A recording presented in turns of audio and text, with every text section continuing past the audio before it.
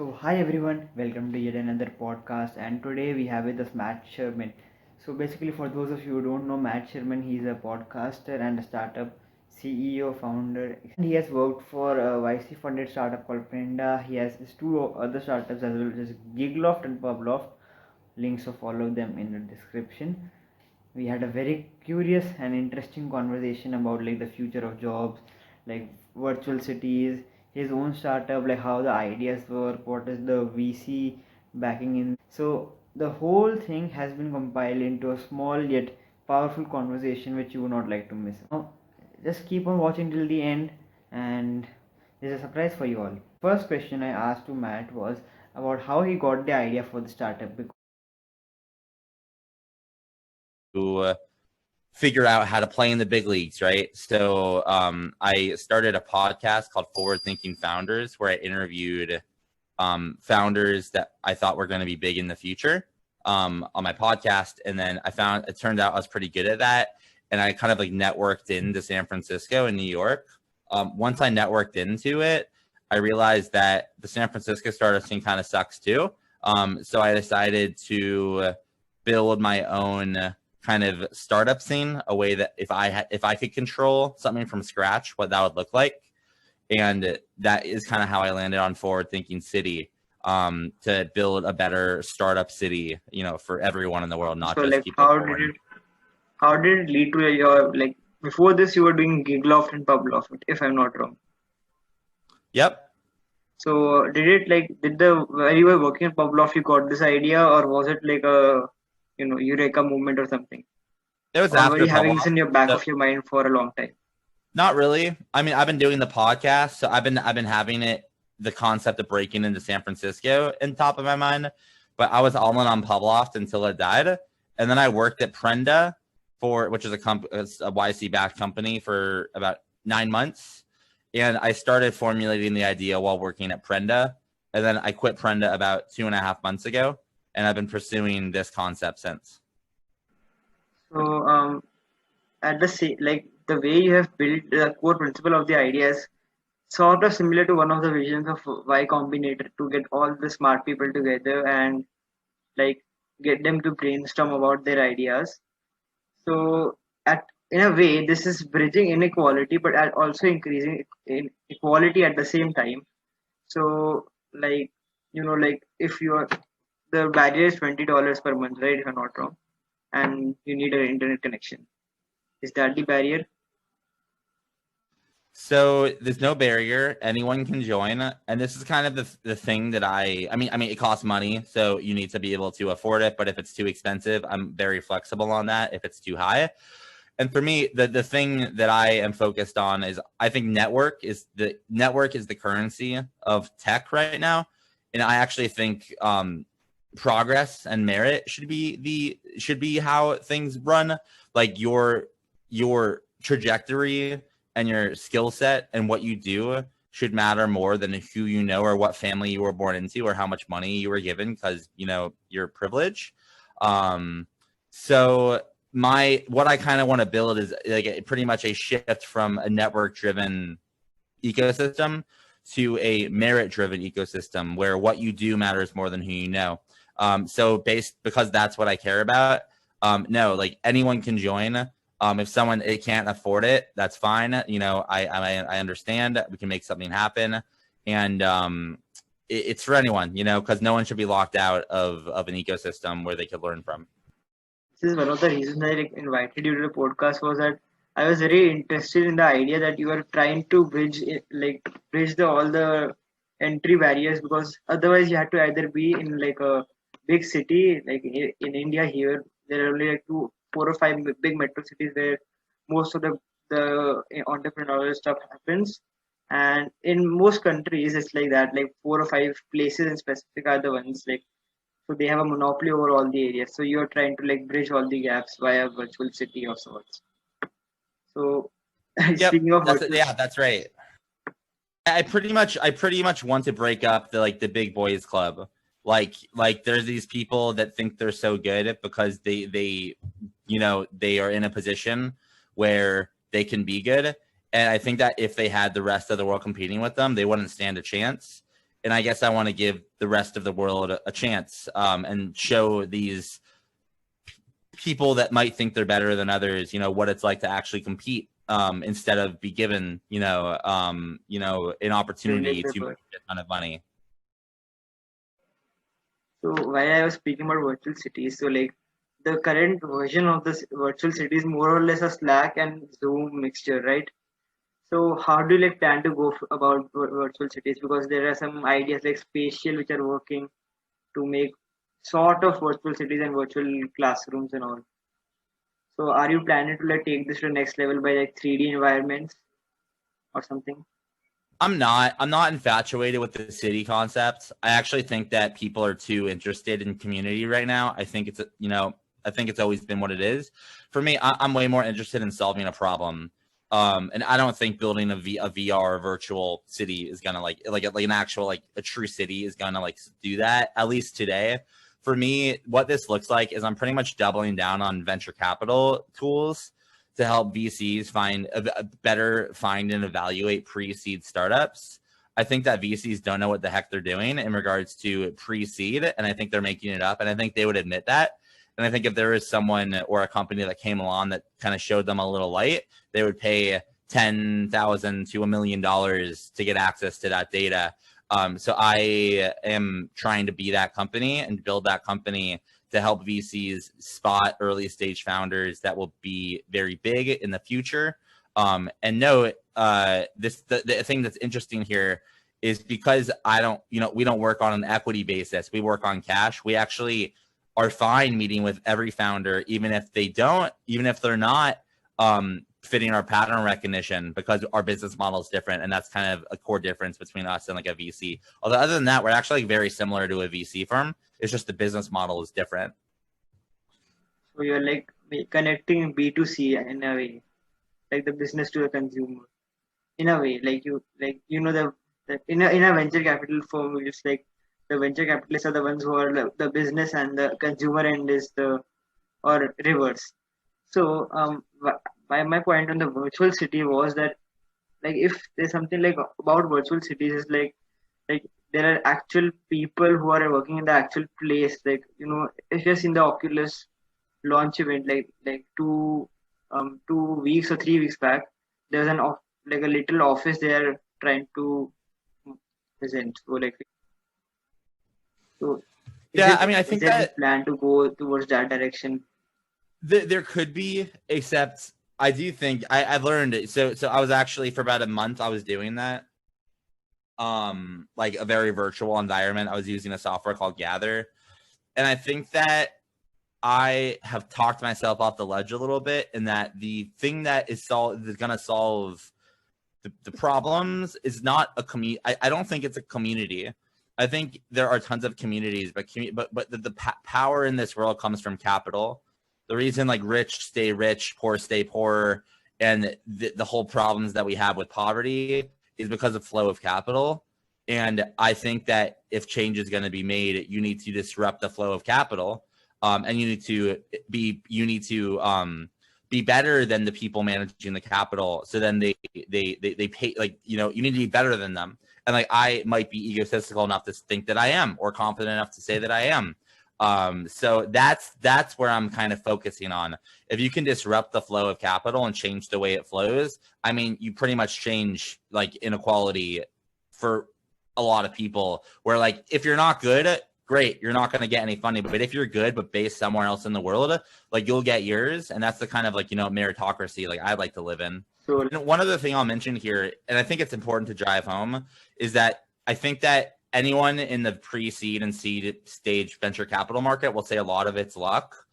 But a lot of it's more than luck, because 99% of the world can't partake in that asset class. And I'm just kind of interested to run an experiment of what would happen if 99% could partake, and would they still be better than everyone else, or were they just riding on the fact that they're wealthy? what would the market you would have invested into yourself if not this product? I mean, I'm pretty much like an investor mindset, like but I don't want to have an investor business model, which is why I'm being a founder, that's what makes this thing kind of unique. But markets that I'm kind of interested right now are obviously venture capital. So like, how do you disrupt brain machine interfaces for the audience which might not have understood or is new to all these concepts? Well, the concept is like in pretty much like wearables that are invasive or non-invasive. So like brain machine interfaces, it's actually not that crazy of a concept, because you look at Apple and what they did with the watch and the EEGs, and like that's a wrist machine interface.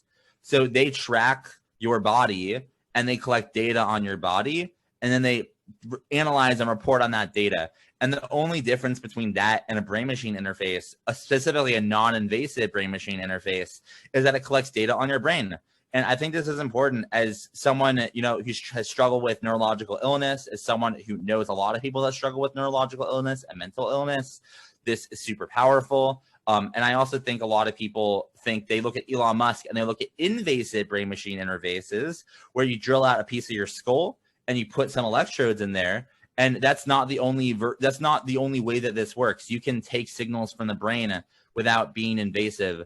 And I just think that there, in a world where mental health and mental illness is like pretty much like dominating a lot of the conversation, I think these brain machine interfaces are actually like not invasive specifically are going to be the ones that solve a small percent, but a meaningful percent of the problems. So you have talked about the part of invasive and non-invasive, but the thing is that non-invasive ones would have to collect some data, and to some people, in their opinion, would be invasive to their privacy, if not their human body parts. So that's like a little debatable part. Like, what should be the point where should we stop or where should we regulate it? Because a lot of data is being collected upon us every minute. Like even at the moment, to some extent, some data has been collected and sent over to some organizations while we are calling on this platform, maybe for the better of us, betterment, or just experience. Yeah, I think the question is framed. I think you should frame it differently. These brain machine interfaces are not for you and me. These brain machine interfaces are for people that are blind, people that have suffered from multiple concussions, people that suffer from things that most people don't suffer from. And I think that a lot of these are aiming for medical use cases, specifically the invasive ones. I think that people forget about the innovation adoption curve, where it starts off with innovators and then it's early adopters, late adopters, and there's someone before that, and then laggards. And this is the case, right? Like this is how it's going to work. Many people are late adopters here, but there will always be the innovators, the early adopters, and the early majority and the late majority. So I just think it's where are you on that curve? And on the front of that curve, like these are people that need this. Like people will actively drill out parts of their skull and give Elon Musk their data because they want their eyesight back. And like I'm fortunate where I don't have to know what that feels like. But like there's people that are going to do that because they want to know what it's like to see. And Elon's going to make that happen for them. That's the power of what's going on here. Although the current promise of Neuralink states that we want to first cure blindness, but on a later stage they're talking about more intrinsic problems of like anxiety, depression, and all. So, which is almost something which almost like majority of the population faces to some extent. So, in that case, the privacy and regulation is something which is very important. So, like, do you see regulation becoming a major thing in the future? Where the line is drawn with data when it comes to like how someone feels. I do think there is a difference between what someone feels and what someone can control and what someone can't control. I think this is largely a line between mental health and mental illness. And it's a very thin line. And I'm not the person building brain machine interfaces. So I'm not going to have the answer of like, at what point do you draw the line? All I know is that I think that people that are suffering from mental illness and neurological illness are going to be very keen on trying this. And I feel like people that are potentially suffering from anxiety or like the kind of similar things to that will be less interested. I think and this is a total assumption, but I think that people that deal with some of these illnesses know there's nothing that they can do to make it better. And with anxiety, there's some things you can't cure it if you have it bad, but there's some things you can do to mitigate it that doesn't involve, sticking machines in your brain. Where do you see like future of jobs and entrepreneurship lying 10 years or 15 years down the line? Because there's a lot of automation going to happen, and lot of jobs are going to get displaced. People might end up working in freelance or gig or individually rather than working in MNCs and all. So what do you think is going to be the line? So I think the future of entrepreneurship is there's going to be a lot more of it. I think that no-code tools are making it easier to be a founder. Access to capital is very easy, and soon it will be easier. Right now, it's easy for a certain type of person. Hopefully, soon it will be easier for everybody. And I think that at the same time, GPT-3 will become GPT-4 and 5, and robots will take a lot of our jobs, which is fine, because I also think that there's going to be some element of a global. I'm not a politics person, but like I think there'll be more innovation because there might be some element of basic income in the world. And I think that these AI algorithms will take a lot of jobs, but it won't be negative. They will take as I have a book here called Bullshit Jobs, and the AI will do the bullshit jobs for us so we can focus on higher level things that humans, are leveraging, can do. And I don't know what this will look like. I don't know how many people will suffer. But I do think that entrepreneurship is only on the rise. AI will take a lot of jobs, except this will be a good thing, not a bad thing, for the world, as better jobs are available, and more creative jobs, which AI, can't do or could do, but won't be allowed to do. So like I have two point of views of mine on this. One is like I was like recently reading this book called 21 Lessons for 21st Century by Yuval Noah Harari. I guess you might have heard of it. So like he has stated in his book that okay, in the initial stage, like first 5, 10, 15 years, they would take up all those jobs which are like more or less irrelevant for us, like mining and all. But down the line, they might end up taking up more serious jobs like programming, more like something more ahead of programming and all. Like maybe even doctors and drivers is basic, but doctors and all. So like a lot of people are going to drop out of these lines, but if stuff happens like in the industrial revolution, people will find different jobs and get into it. But what do you think is the side? Like, is it going to happen like the industrial revolution where people were put out but more jobs were created, or would it be inverse? So I'm saying that what is the possible outcome according to you? Is it going to be like a repeat of the industrial revolution, like more jobs are created, or is it going to be like a creation of a new class of people who are economically unproductive? So so I think that if what I'm doing, like it's kind of like a question particular to like what I'm kind of trying to solve this problem in a way. So I think that if I don't do it, someone else will. I do think that I would like to think that we live in a world where there's a company or a group of companies that can make things not flat, but more flat than they are today. And just like the root of capitalism, let's give some people competition, right? Let's see how they fend, instead of so I think that to answer your question, I think access to capital will be democratized. I'm kind of interested in what's going on with DeFi, decentralized finance. And yeah, I don't think with the new generation of founders coming up, this power problem will be as bad. I think we are kind of gonna shake some shit up and see what we can do. My question was a bit different. My question was I was trying to ask like what do you think would be like the future of jobs like 50 years down the line? Would it be like new jobs will be created like in small groups, like in small companies, startups, or would it be more like a creation of a new economically unproductive class? I have no idea. It's really hard to even know what will happen 20 years from now, 10 years from now, if not 50 years. I do think that in 50 years, I will bet that entrepreneurship is on the rise. More people will be entrepreneurs. There will be a basic income, and AI will be taking 40% of the jobs that we do today, but for the benefit of society, not to the detriment. So like the podcast has been going pretty long and it's been a great time. So yeah, I would like to do something which is more specific to your work, which is like you're in podcast. This is 1.5 year or two at the moment.